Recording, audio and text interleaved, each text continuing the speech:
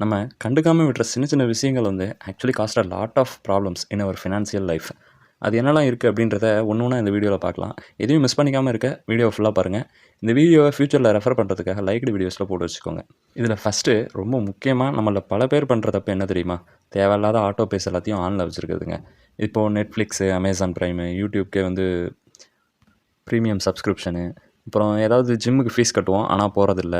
இந்த மாதிரி யூஸ் பண்ணாமல் இருக்கிற எதுவுமே வந்து வேஸ்ட்டு தாங்க. அதை யூஸ் பண்ணால் பரவாயில்ல, ஆனால் அதை யூஸ் பண்ணாமலே அன்வான்டாக அதுக்கு எவ்ரி மந்த் வந்து நம்ம பே பண்ணிட்டு நம்மளோட மணியை நம்ம வேஸ்ட் பண்ணக்கூடாது. இது ஆக்சுவலி பார்த்தீங்கன்னா 199, 299, 499 இந்த மாதிரி ரொம்ப சின்ன அமௌண்ட் மாதிரி தான் தெரியும். ஆனால் அதுவுமே நம்ம கஷ்டப்பட்டு சம்பாதிச்ச பணம் தானேங்க. அதனால் அதையும் வேஸ்ட் பண்ணாமல் இருக்கணும். இதுக்கு ஒரு எக்ஸாம்பிள் வந்து நம்ம ஊருக்கு போகும்போது எங்கள் அம்மா கிட்டலாம் பேசணும்னு வச்சுக்கோங்களேன். இப்போ வந்து ஒரு வேளை வந்து ஆஃப் டே அதை வந்து பால் கறந்து அந்த பால் எடுத்துகிட்டு போய் பண்ணையில் ஊற்றி அதுலேருந்து வர காஸ்ட் வந்து அட்லீஸ்ட் 3 லிட்டரு 4 லிட்டரு தான் ஊற்றுவாங்க. ஸோ இட் மீன்ஸ் வந்து 120லேருந்து 150 ருபீஸ் தான் வந்து ஒரு நாளைக்கு அவங்களுக்கு கிடைக்கிற வருமானமே. ஆக்சுவலி அந்த 120 ருபீஸ்லேருந்து 150 ருபீஸ்க்கு எவ்வளோ கஷ்டன்றது அது அவங்களுக்கு தான் புரியுமே தவிர நமக்கு புரிய மாட்டேங்குது அவ்வளோ சீக்கிரம். அதனால் ஒவ்வொரு ரூபாயும் தேவையில்லாமல் செலவு பண்ணால் அது நம்மளோட தப்பு தான். அதை நம்ம தான் சரி பண்ணிக்கணும். ஓகேங்களா?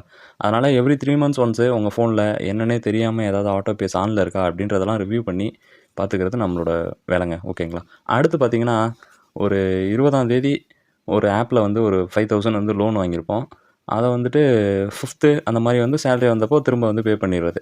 ஆனால் பே பண்ணும்போது 5300 அந்த மாதிரி பே பண்ணுறது. இதில் இன்ட்ரெஸ்ட் மட்டும் கால்குலேட் பண்ணிங்கன்னா அந்த 1 மந்த்துக்கே வந்து 6% வருங்க. இதை கால்குலேட் பண்ணால் ஒரு வருஷத்துக்கு 72% வந்து இன்ட்ரெஸ்ட்டு. இதையே வந்து எவ்ரி மந்த் ரிப்பீட்டடாக பண்ணுறது. இது மூலமாக ஒரு பெரிய அமௌண்ட் நம்ம லாஸ் பண்ணுறோன்றதை யாருமே புரிஞ்சுக்கிறதே இல்லைங்க. இதை ஜஸ்ட்டு ஒரே 1 மந்த் வந்து நீங்கள் ஸ்கிப் பண்ணி சேலரி வர வரைக்கும் எப்படியாவது மேனேஜ் பண்ணிட்டீங்கன்னா இதுலேருந்து டோட்டலாக வெளியே வந்துட முடியுங்கிறது தான் இதோட உண்மை. ஆனால் வந்து இதை யாருமே யோசிக்கிறதில்ல. அதனால் இப்படி தேவையில்லாத ஆப் லோன்ஸ் ட்ராப்பில் மாட்டிக்காமல் இருங்க. ஓகேங்களா? அடுத்து வந்து கிரெடிட் கார்டை ரொட்டேஷன் பண்ணுறது. ஒரு கார்டில் வந்துட்டு ஃபுல்லாக ஸ்பெண்ட் பண்ணுறது. அது பே பண்ணுற டியூ டேட் வந்து 20th அந்த மாதிரி இருக்கும். அப்போ வந்து அமௌண்ட் இல்லாமல் இன்னொரு கார்டுலேருந்து இந்த கார்டுக்கு வந்து ட்ரான்ஸ்ஃபர் பண்ணுறது. ஒரு 50,000 ட்ரான்ஸ்ஃபர் பண்ணுறீங்க அப்படின்னா அதுக்கு ஒரு ட்ரான்சாக்ஷன் சார்ஜஸ் இந்த ப்ராசஸிங் ஃபீஸ் அந்த மாதிரி சம்திங் வந்து 2% சார்ஜ் பண்ணுவாங்க. இப்போ இது வந்து ஒரு 1000 ருபீஸ் வேஸ்ட் ஆகிடும். அப்புறம் சேலரி வந்ததும் அந்த கார்டுக்கு திரும்ப பே பண்ணிடுது சேலரி எடுத்து ஃபுல்லாக. இப்போ மறுபடியும் 0ல் இருப்பாங்க. மறுபடியும் வந்து சேம் சைக்கிள் மறுபடியும் அந்த ஃபஸ்ட்டு கார்டை யூட்டிலைஸ் பண்ணுறது. இது வந்து நம்மளோட செலவை ஆட்டோமேட்டிக்காக இன்க்ரீஸ் பண்ணுது. தேவையில்லாமல் நம்மளோட சேவிங்ஸ் ரேட்டை கம்மி பண்ணுது. இதனால் உங்கள் ஸ்ட்ரெஸ்ஸு தான் ரொம்ப அதிகமாகும் பார்த்துக்குங்க. அதனால் வந்துட்டு கிரெடிட் கார்டை கரெக்டாக யூஸ் பண்ண தெரியலனா அவங்க வாங்காமல் இருக்கிறதே ரொம்ப பெஸ்ட்டு. ஆக்சுவலி கிரெடிட் கார்டை வந்து நம்ம கையில் என்ன அமௌண்ட் இருக்கோ அதுக்கு கையில் இருக்க காசை கொடுக்காம ஆல்டர்னேட்டிவாக கார்டை யூஸ் பண்ணுறதுனால சம் ரிவார்ட்ஸ் அண்ட் பெனிஃபிட்ஸ் கிடைக்குன்றதுக்காக தான் யூஸ் பண்ணணுமே தவிர அதை யூஸ் பண்ண தெரியாமல் யூஸ் பண்ணி மாட்டிக்கிட்டால் இது வந்து உங்களுக்கு பெரிய விளைவுகளை ஏற்படுத்தும். உங்களோட பணத்தை நிறைய லாஸ் பண்ணுறதுக்கு இதுவாக இருக்கும். ஓகேங்களா? அதனால் வந்துட்டு அதில் எவ்வளோ லிமிட் கொடுத்துருக்காங்க, ஒரு 1 lakh லிமிட் கொடுத்துருக்காங்கன்னா அது நம்மளோட காசு அப்படின்னு நினச்சிட்டு ஃபுல்லாக செலவு பண்ணணும்னு நினைக்காதீங்க. இட் இஸ் பேங்க்கோட மணி. ஓகேங்களா? அது பேங்க்கோட மணி. அதை நம்ம யூஸ் பண்ணால் திரும்பி கரெக்ட் டைமில் பே பண்ணணும், ஹையர் இன்ட்ரெஸ்ட்டில் பே பண்ணணும் அப்படின்றது தான் உண்மை. டைமுக்கு கட்டலைனா. ஓகேங்களா? அதனால் வந்துட்டு தேவையில்லாமல் இதை வந்து ஒரு பந்தாவா அந்த மாதிரி வந்து நினச்சி ஸ்பெண்ட் பண்ணிகிட்டு இருக்காதீங்க. உங்களோட காசு தான் வேஸ்ட் ஆகுது. சரிங்களா? அடுத்த விஷயம் ரொம்ப இன்ட்ரெஸ்டிங்கான விஷயம். எல்லாருமே பண்ணிகிட்டு இருக்கிறது. ஆக்சுவலி நானுமே இதை பண்ணிகிட்ருக்கேன். யூஸ் பண்ணாமையே ஒரு 4, 5 பேங்க் அக்கௌண்ட் வச்சுருக்குது. ஃபஸ்ட்டு ஸ்கூலில் ஒன்று ஓப்பன் பண்ணுறது, அடுத்து வந்து காலேஜ் போகும்போது ஒன்று ஓப்பன் பண்ணுறது. இப்போ வந்து ஃபஸ்ட்டு ஜாபுக்கு போகும்போது அங்கே சேலரி அக்கௌண்ட் ஓப்பன் பண்ணி கொடுப்பாங்க. அடுத்து ஜாப் ஷிஃப்ட் ஆனால் அங்கே ஒரு சேலரி அக்கௌண்ட் ஓப்பன் பண்ணுவாங்க. ஆக்சுவலி நம்ம கரண்ட்டாக யூஸ் பண்ணுறது கரண்ட் ஜாபில் இருக்கிற ஒரு சேலரி அக்கௌண்ட்டும் ஒரே ஒரு அக்கௌண்ட் ஏதோ ஒரு அக்கௌண்ட்டை கொஞ்சம் ஆக்டிவாக நம்ம செலவு பண்ணுறதுக்கு இதுக்கெல்லாம் யூஸ் பண்ணுவோம். ஆக்சுவலி வந்து அந்த 2 அக்கௌண்ட்டை தவிர மீதி எல்லா அக்கௌண்ட்டுமே தேவையில்லாத அக்கௌண்ட்டு. ஆனால் அந்த எல்லா அக்கௌண்ட்டுக்கும் டெபிட் கார்டு இருக்கும்.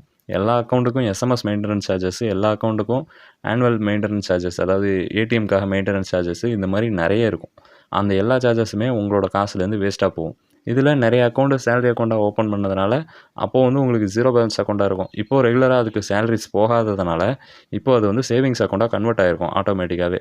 இப்போது நீங்கள் வந்து அதில் சம் அமௌண்ட்டை வந்து மெயின்டைன் பண்ணணும். அப்போ மெயின்டைன் பண்ணலன்னா மெயின்டெனன்ஸ் பேலன்ஸ் இல்லைன்றதுக்காக ஒரு ஃபைன் ஜென்ரேட் ஆகும். இந்த மாதிரி நிறைய ப்ராப்ளம்ஸ் இருக்குது. ஸோ அன்வான்டாக யூஸ் இல்லாத அக்கௌண்ட்ஸை எதெல்லாம் இருக்குன்றதை செக் பண்ணி அதெல்லாம் உடனே க்ளோஸ் பண்ண பாருங்கள். தேவையான 2 அக்கௌண்ட்டை யூஸ் பண்ணிக்கோங்க. ஓகேங்களா? அடுத்து பார்த்தீங்கன்னா இன்வெஸ்ட் பண்ண ஆரம்பித்தப்போ யாராவது சொன்னாங்க, இல்லை ஏதாவது ஒரு சோஷியல் மீடியா வீடியோவில் பார்த்தேன் அப்படின்னு சொல்லிட்டு ஏதாவது பர்டிகுலர் ஸ்டாக்கை வாங்கியிருப்பாங்க. அது கம்மி ப்ரைஸாக இருந்ததுன்னு வாங்கியிருப்பாங்க. இந்த மாதிரி சம் ரீசன்ஸ் இருக்கும். பட் அது என்ன ரீசன்றத காலப்போக்கில் அவங்களே மறந்துடுவாங்க. ஒரு 2, 3 வருஷம் கழிச்சு பார்க்கும்போது அந்த ஷேர் போட்ட விலையிலேருந்து அப்படியே இருக்கும். அப்படி இல்லைனா ஒரு 10% அந்த மாதிரி மைனஸில் இருக்கும். இல்லைனா வெறும் 10% ப்ளஸில் இருக்கும். இதை எதுக்கு வாங்கினாங்கன்னு அவங்களுக்கும் தெரியாது. என்ன ரீசன், அந்த கம்பெனி என்ன ப்ராடக்ட் பண்ணுறாங்க, என்ன சேல்ஸா, என்ன எதுவுமே தெரியாது அதை பற்றி. ஆனால் இருந்துமே அதை ஹோல்டு பண்ணுவாங்க. அந்த என்ன ரீசன்னே தெரியாது. அட்லீஸ்ட் அந்த காசை எஃப்டியில் போட்டிருந்தாவது அதை விட வேகமாக வளர்ந்துருக்கும். அப்படி இல்லைனா அந்த காசை வெறும் இண்டெக்ஸ் மியூச்சுவல் ஃபண்ட்ஸில் போட்டிருந்தாவே அது அதை விட நல்லா பெர்ஃபார்ம் பண்ணியிருக்கும். ஆக்சுவலி அது நமக்கு இப்போ புரியவே புரியாது. இன்னுமே வந்து அதை ஏதோ ஒரு நம்பிக்கைக்காக அந்த ஸ்டாக்கை வந்து ஹோல்டு பண்ணிட்டே இருப்பாங்க, பர்டிகுலர் ஸ்டாக். இதை வந்து எதையும் நம்ம நேம் சொல்லிலாம் சொல்லணும்னு அவசியம் இல்லை. ஏன்னா எல்லாருமே பண்ணுற விஷயம். அதை எதுக்கு வாங்கினாங்கன்னே தெரியாது. ஈவன் நானுமே அந்த மாதிரி பண்ணியிருக்கேன். ஜஸ்ட் இப்போ தான் வந்து அதெல்லாம் க்ளீனப் பண்ணி என் போர்ட்ஃபோலியோ கரெக்டாக வச்சுருக்கேன். ஸோ அந்த மாதிரி உங்கள் போர்ட்ஃபோலியோவில் எதுக்கு வாங்குனீங்கன்னே தெரியாமல் ஸ்டாக் இருக்குன்னா ரிவ்யூ பண்ணுங்கள். ஓகே, இப்போவும் அதை ஹோல்டு பண்ணுறதுக்கான ரீசன் இருக்குது. அதை எப்படி நீங்கள் திங்க் பண்ணணும்னா, இப்போ ஃப்ரெஷ்ஷாக அந்த ஸ்டாக்கை நான் வாங்கணும்னா வாங்குவேனா அப்படின்னு நீங்கள் யோசிச்சு பாருங்கள். ஓகேன்னு உங்கள் மைண்ட் சொன்னிச்சுன்னா ஓகே, நீங்கள் ஹோல்டு பண்ணலாம், இல்லை வாங்கலாம், ஆட் பண்ணலாம் ஃபர்தராக. இல்லைனா அதை வந்துட்டு உடனே விற்றுட்டு அட்லீஸ்ட் இண்டெக்ஸில் வச்சாவது அதை விட நல்லா பீட் பண்ணும். நம்ம இன்ஃப்ளேஷனை பீட் பண்ணி உங்களுக்கு அதை வந்து இன்ட்ரெஸ்ட்டை ஏர்ன் பண்ணி கொடுக்கும். ஓகேங்களா? அதை நீங்கள் பார்த்துக்குங்க. எவ்ரி இயர்ஸ் ஒன்ஸ் வந்து போர்ட்ஃபோலியோ ரிவ்யூ பண்ணுறது ரொம்ப முக்கியம். அதை ரிவ்யூ பண்ணுறது உங்களோட கடமை தான். அதை பண்ணிக்கங்க. அடுத்து ரொம்ப முக்கியமான விஷயம், இன்வெஸ்ட்மெண்ட்ஸ். எல்லாரும் வந்து இன்வெஸ்ட்மெண்ட்ஸ்க்கு ஒரு அக்கௌண்ட் ஓப்பன் பண்ணுவாங்க, டிமேட் அக்கௌண்ட்டு. இல்லை வந்து சம் எஃப்டிஸ் ஓப்பன் பண்ணும்போது அந்த மாதிரி டைமில் வந்து நாமினி கேட்பாங்க. நம்ம அப்போது வந்து அந்த டீட்டெயில்ஸ் எல்லாம் என்ட்ரு பண்ணுறதுக்கு மலைச்சிக்கிட்டு அதை வந்து ஸ்கிப் பண்ணியிருப்போம். அதை வந்து எடுத்து உடனே ரிவ்யூ பண்ணுங்கள். எல்லா பேங்க் அக்கௌண்ட்டு, எஃப்டிஸு, மியூச்சுவல் ஃபண்ட்ஸ் இருக்குன்னா மியூச்சுவல் ஃபண்ட்ஸு, இதில் எல்லாத்துலேயும் டிமேட் அக்கௌண்ட்ஸில் எல்லாத்துலேயும் வந்து உங்களோட நாமினியை கரெக்டாக அப்டேட் பண்ணுங்கள். ஏன்னா வந்துட்டு நமக்கு ஏதாவது ஒன்று தவறாக நடக்கும்போது இது வந்து அவங்களுக்கு கிடைக்கிறதுக்கு ரொம்ப நாள் எடுக்கும். ஓகேவா? இது நீங்கள் கரெக்டாக நாமினி டீட்டெயில்ஸ் கொடுத்துருந்தீங்கன்னா அவங்களுக்கு இது உடனே கிடைக்கும். ஓகேவா? அடுத்து பார்த்தீங்கன்னா இன்சூரன்ஸு. இன்வெஸ்ட்மெண்ட்ஸ் மட்டும் இல்லாமல் இன்சூரன்ஸ் போடும்போதும் கரெக்டான நாமினி டீட்டெயில்ஸ் வந்து கொடுக்கணும். அப்படி கொடுக்கலன்னா அது வந்து நம்ம இல்லாத சமயத்தில் அவங்களுக்கு கிடைக்கணுன்றதுக்காக தான் நம்ம பண்ணுறது. ஆக்சுவலி அந்த அமௌண்ட்டை கிடைக்கிறதுக்கே பல வருஷங்கள் எடுத்ததுன்னா அது பிரயோஜனமே இல்லைல்ல நம்ம பண்ணது. ஸோ அதுலேயும் நாமினி டீட்டெயில்ஸ் கரெக்டாக அப்டேட் பண்ணியிருக்கா அப்படின்றத ரிவ்யூ பண்ணுங்கள், ரிவிசிட் பண்ணுங்கள். ஓகேங்களா? இது எல்லாமே வந்து நம்ம ஃபேமிலியோட ப்ரொடெக்ஷனுக்காக நம்ம பண்ண விஷயங்கள். இதில் ரொம்ப கேர்லெஸ்ஸாக இருக்காதீங்க. உடனே செக் பண்ணி பாருங்கள். இப்போவே பாஸ் பண்ணிவிட்டு செக் பண்ணுறது ரொம்ப ஐடியல். ஓகேங்களா? பணத்தை சம்பாதிக்கிறது எவ்வளோ முக்கியமோ அதே மாதிரி அதை பாதுகாக்கிறது, வளர்க்குறது இது எல்லாமே ரொம்ப முக்கியம் தான். அதனால் நீங்கள் எவ்வளோ தான் சம்பாதிச்சாலும் இந்த மாதிரி தப்பெல்லாம் பண்ணிங்கன்னா அது பிரயோஜனமே இல்லாமல் வேஸ்ட்டாக தான் போகுங்க. ஓகேங்களா? இந்த மாதிரி வந்துட்டு எவ்ரி மந்த் வந்து தேவையில்லாத செலவை நீங்கள் கம்மி பண்ணி வெறும் 500 எவ்ரி மந்த்ஸ் இன்வெஸ்ட் பண்ணீங்கன்னா அப்படின்னா கூட, இப்போ நீங்கள் ஒரு 25 ஏஜில் இருப்பீங்க அப்படின்னா உங்களோட 60வது வயசில் ஒரு 27 லேக்ஸ் வரைக்கும் இதுவே வளர்ந்துருக்குங்க. ஒரு நார்மல் இண்டெக்ஸ் மியூச்சுவல் ஃபண்டில் போட்டிருந்தீங்கன்னாவே. இதே வந்து இன்ஃப்ளேஷன் அட்ஜஸ்டடாக 6% வந்து எவ்ரி இயர் இன்ஃப்ளேஷன் அட்ஜஸ்டடாக அஸ்யூம் பண்ணால் கூட அது வந்து இன்னைய வேல்யூக்கு 7 லேக்ஸ் அப்போ இருக்கும். ஓகேங்களா? ஸோ 27 லேக்ஸ் இருக்கும். பட் 7 லேக்ஸ் வேல்யூ அப்போ இருக்கும். ஓகேவா? அதனால் நம்ம வயசான காலத்தில் அதுவே நமக்கே உதவும். ஓகேவா? இந்த வீடியோவை ஜஸ்ட் லைக் தட் அப்படின்னு பார்த்துட்டு விடாமல் இப்போவே பாஸ் பண்ணிட்டு எல்லாத்தையும் செக் பண்ணுங்கள், ரீவிசிட் பண்ணி பாருங்கள்.